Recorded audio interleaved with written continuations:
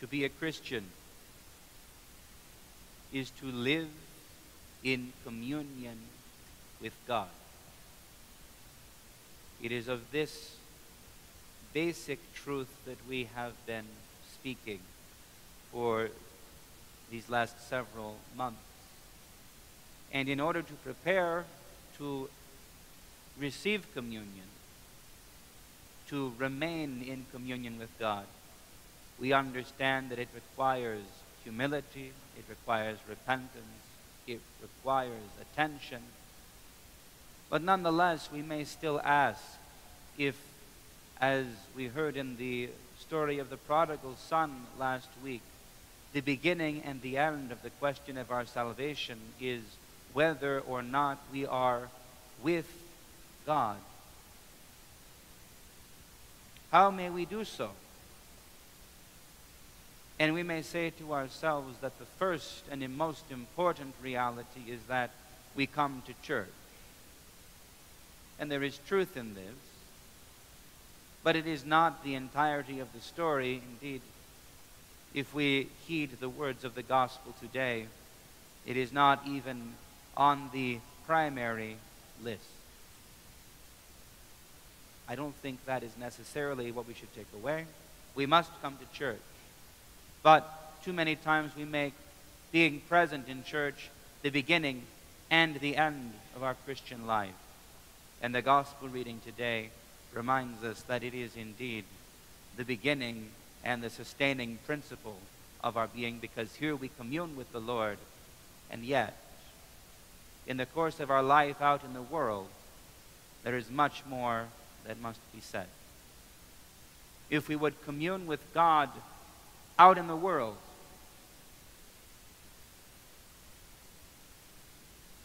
then the primary question we must ask ourselves is, are we caring for those around us?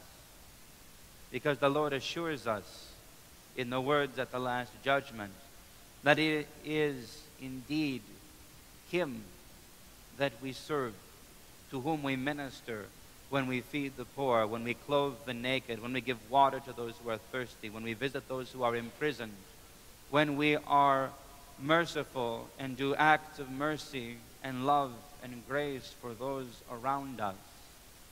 In this way, we enter into communion not only with them, but with Christ our God. And when we fail to do so,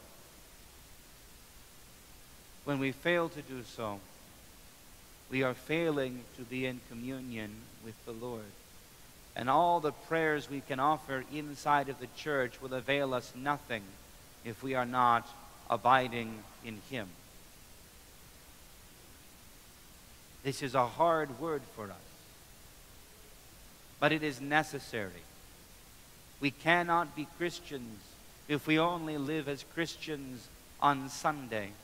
If the only time we give to our communion, our relationship with God, is 2 hours or 1 hour, or if we are very late, half an hour Sunday morning. If we would attend to the grace to which we are called, if we would stand blameless on the day of judgment, we must be Christians all the time.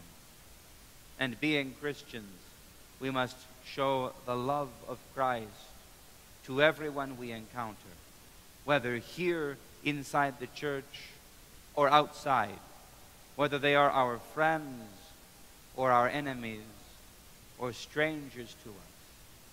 We must show to them the love of Christ, for Christ is present in them, and in loving them, in communing with them, we commune with the Lord.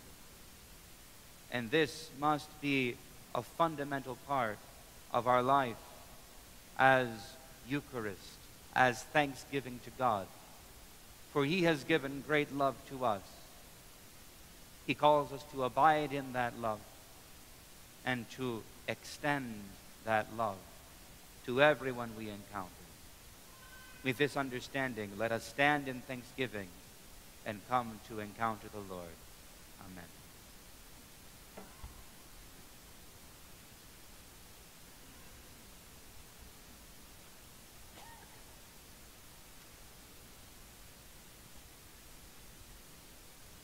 Again, we bow before you and pray to you, O good and loving God. Hear our supplication. Cleanse our souls and bodies from every defilement.